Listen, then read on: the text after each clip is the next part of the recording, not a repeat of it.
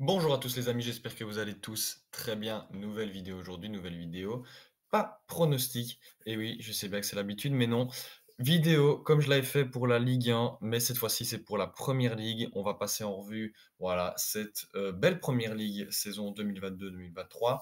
Mais avant toute chose, comme d'habitude, n'hésitez pas à vous abonner parce que sur la dernière vidéo Real City pronostic, 95% des personnes qui regardaient la vidéo n'étaient pas abonnées. Donc franchement, n'hésitez pas, ça soutient la chaîne et voilà, franchement, c'est gratuit. On est bientôt 300, on est à 260 des. Donc voilà, franchement, n'hésitez pas à vous abonner. Road to 300 abonnés.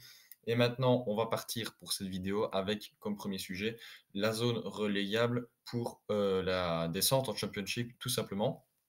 Et on va s'intéresser surtout à 3 clubs en particulier, Leeds United, Leicester City et Everton. On va d'abord commencer par voir le classement, comment, ces clubs, sont placés, sur ce classement de Premier League et on voit que, le sort de Southampton est déjà scellé, ils seront bien relégués cette saison. Maintenant, il reste, dans les discussions, comme je l'ai dit, Leicester, Leeds, Everton. J'ai mis également, Nottingham, mais ils sont moins susceptibles, de descendre parce qu'ils ont quand même, tr 3 points d'avance sur la zone relégable, en sachant qu'il reste que 2 matchs. Voilà, une victoire ou même un match nul leur permettrait, de se sauver, de cette saison. Donc voilà, c'est pour ça que j'ai mis plutôt, ceux à la 17e, 18e et 19e place. Maintenant, on va parler de Leeds, de leur série en cours qui est, comme vous pouvez le voir, mauvaise. En même temps, c'est normal, enfin, c'est normal. Comme ils sont à la dernière place, ils vont enfin, dans les zones relégables, ils vont pas avoir une très bonne série. Ça, vous vous en doutez bien. Mais voilà, il y a quand même un match nul intéressant contre Newcastle, 3e de Première Ligue. Un match nul contre un concurrent direct 1-1, Leicester. Après défaite contre Bournemouth, Fulham et Manchester City.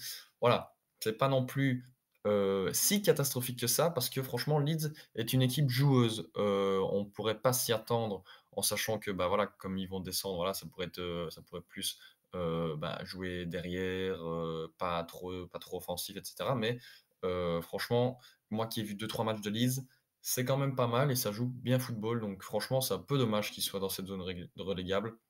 Mais bon, c'est comme ça, c'est le foot. Et en plus, au niveau des 2 derniers matchs qui leur restent, ils vont se déplacer à West Ham et lors de la dernière journée, ils vont accueillir Tottenham. Voilà, ça risque quand même d'être assez compliqué d'aller chercher des points et de sortir de cette zone. Mais bon, ça, c'est le football qui va décider. Chez Tottenham, ils sont pas trop bien en point en ce moment et en plus, comme ils n'ont enfin si, ils peuvent jouer, pour l'Europa League, mais voilà, il reste pas non plus, énormément, il y a pas énormément d'enjeux sur les épaules de Tottenham, donc peut-être qu'ils vont laisser des points dans la dernière journée. Voilà, mais non, ça, ce sont que des suppositions. Maintenant, du côté de Leicester, au niveau de la série, c'est un peu mieux, que Leeds. On voit quand même qu'ils ont partagé face à 2 concurrents directs, face à Leeds, comme on l'a vu tout à l'heure et en plus face à Everton de 2. Après, il y a eu une petite victoire contre, les Wolves et par contre, là, ils enchaînent 2 défaites d'affilée contre Fulham et Liverpool. Donc c'est pas, une très bonne dynamique qu'ils sont en train de mettre en place et en plus, les 2 dernières rencontres se jouent à Newcastle et comme, Leeds, ils vont affronter West Ham, cette fois-ci, c'est chez eux. Voilà, ça va être ce match, à West Ham qui va être très important pour, les Foxes. Il va falloir absolument qu'ils gagnent ce match pour espérer, rester en Premier League la saison prochaine. Du côté d'Everton, ça va un peu mieux, voilà, nul face à Palace, défaite face à Newcastle et face à City, quand même 2 gros, de la Première Ligue. Nul, comme on l'a vu tout à l'heure, face à Leicester et victoire par contre 1-5 face à Brighton.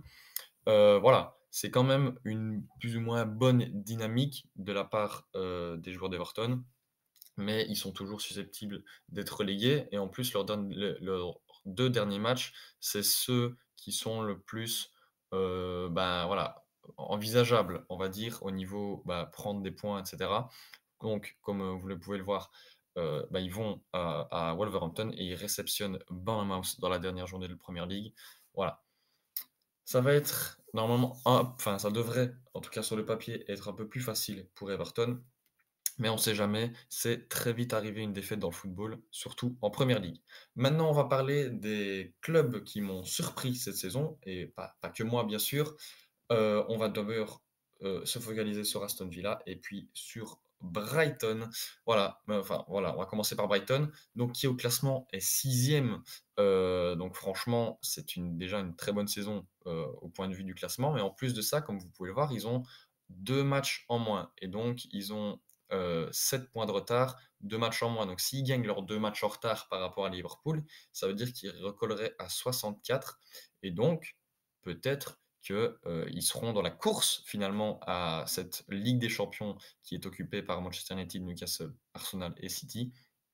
Voilà, mais franchement, même si il reste à cette place-là, c'est déjà une super bonne saison de la part des hommes de De Zerbi. Franchement, voilà, il y a aussi une demi-finale, de coupe, hein, qu'ils ont, joué face à Manchester United et perdu au penalty.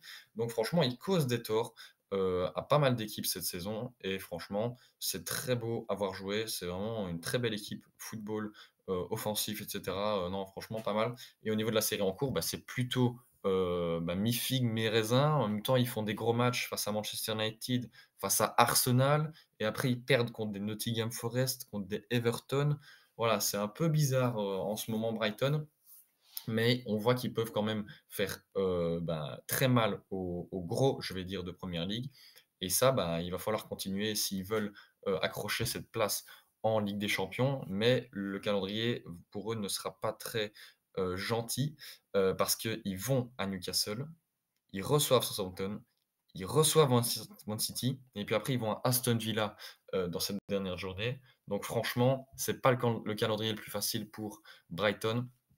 Donc ça va être, très, très chaud, mais comme je l'ai dit juste avant, même s'il reste à cette 6e place, c'est déjà une super belle saison que réalise cet homme, qui a repris l'équipe après du coup que Graham Potter ait quitté pour aller à Chelsea et cetera. Il a repris l'équipe, voilà, ils étaient déjà dans une bonne posture avant qu'il reprenne l'équipe, mais il a continué sur cet élan et voilà, sous cet homme, 34 matchs, voilà, enfin non, pas 34 matchs, mais, avec lui, sur le banc de Brighton, il est à genre plus ou moins 20 matchs et il a un super bon ratio, victoire, défaite, nul. Là, c'est 34 matchs officiels, mais là, ils reprennent les stats, avec Graham Potter, mais avec lui, je pense qu'ils sont à 12 victoires, 3 nuls et ouais, 7 défaites, je pense. Donc franchement, c'est quand même un super bon ratio pour cette équipe de Brighton qui n'a pas, franchement l'habitude de finir à cette place. Donc voilà, respect à lui et respect, à Potter juste avant qui avait fait un très bon travail également. Maintenant, on va passer du côté d'Aston Villa et voilà, comme vous pouvez le voir, ils sont 2 places derrière, Brighton, à égalité de points avec quand même les Spurs. Voilà, franchement, une équipe d'Aston Villa, entraînée par Unai Emery depuis voilà maintenant 4 mois, qui fait un très bon boulot cette saison. Voilà, il y a une très belle, alchimie entre les joueurs, entre Ramsey, Buendia, Watkins, et cetera, Douglas Luiz, McGinn, Ashley Young et cetera. Non, franchement, c'est vraiment une super belle équipe. Franchement, ouais, ils méritent leur place. Franchement, ils l'ont pas volée et le travail paye, comme on dit, hein. C'est pas de la magie. Sur leur série en cours, il y a quand même une victoire face à Tottenham, victoire face à Fulham et nul face à Brentford et défaite par contre face à Wolverhampton et Manchester United. Mais franchement, contre Manchester, ils ont montré un très beau visage et en plus, ils avaient déjà gagné contre Manchester cette saison.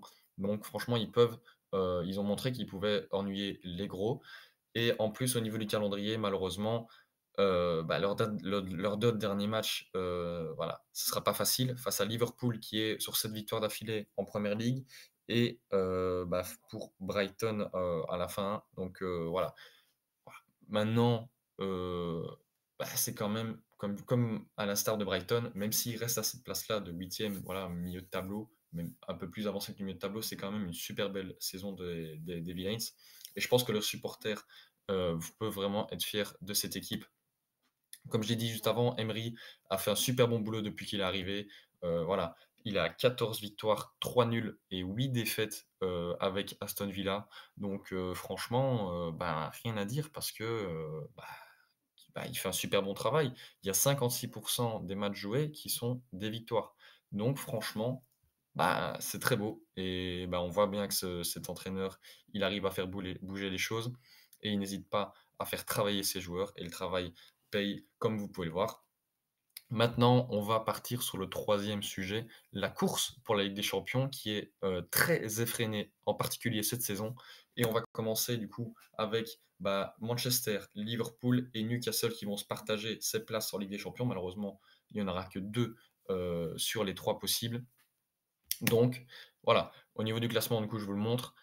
Newcastle troisième à égalité de points avec Manchester, 66-66 et Liverpool cinquième donc hors de ces places-là, donc place en Europa League à, seulement une longueur de retard par rapport à ces 2 clubs, mais ils ont un match en plus. Voilà, Newcastle et Manchester doivent jouer encore un match, donc potentiellement peut-être 3 points, d'avance sur, non, 4 points d'avance pardon, sur Liverpool donc voilà, ça risque quand même d'être compliqué à seulement 2 journées de la fin, mais les joueurs de Liverpool peuvent toujours y croire, surtout qu'ils sont sur une super belle, série de 7 victoires, d'affilée en Premier League.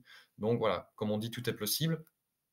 Donc comme je l'ai dit, série en cours, voilà, là on c'est limité à 5, mais ils sont bien à 7. Victoire face à Tottenham, West Ham, Brentford, Fulham, Leicester et cetera.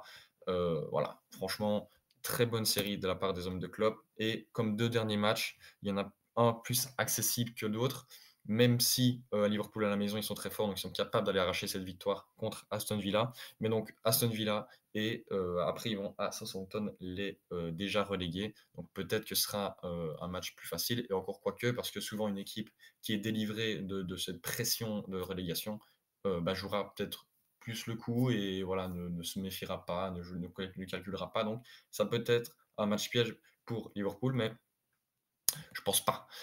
Côté Manchester, bah, voilà, la série, est bonne, mais elle est tachée par 2 défaites d'affilée récemment. Donc nul face à Tottenham, victoire face à Aston Villa, défaite face à Brighton, défaite face à West Ham et là, victoire toute récente face à Wolverhampton.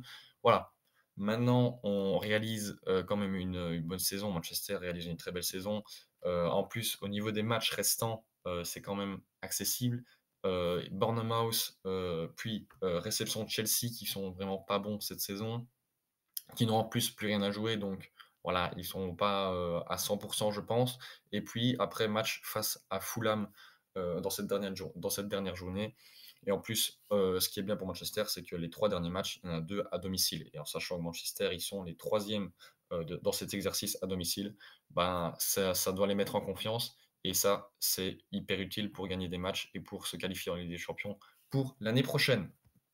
Maintenant, on va parler de Newcastle. Newcastle est un club que j'aurais pu également mettre dans les surprises, mais voilà, comme il était dans la section, je vais dire, course pour la Ligue des Champions, j'allais pas le mettre dans 2 sections différentes, mais très belle saison de la part des hommes de Eddie Howe. Franchement, en début de saison, on m'avait dit qu'il finirait 3e ou 4e.